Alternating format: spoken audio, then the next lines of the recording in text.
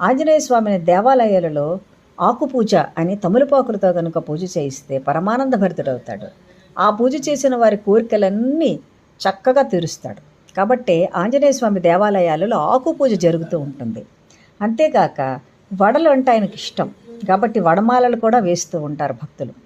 మంగళవారం వచ్చిందంటే ప్రతి హనుమంతుని ఆలయంలో కూడా ఆకుపూజలు, వడమాలలు జరుగుతూనే ఉంటాయి.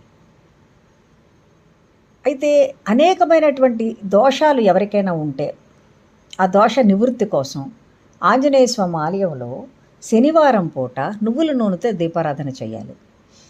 ఒకవేళ పిల్లల గురుండే కదా తల్లిదండ్రులు చేస్తూ ఉంటారు. ఆ పిల్లలకు ఉద్యోగాలు వచ్చినా కూడా సవ్యంగా ఉండక లేదా చదువు సరిగా అవ్వకపోయినా ఇటువంటివి ఏవైనా ఇబ్బందులు ఉంటే తల్లులైనా దీపారాధన చేయవచ్చు. పిల్లల బదులుగా తల్లులైనా గుడిలోకి వెళ్ళి శనివారం పూట నువ్వుల నూనెతో దీపారాధన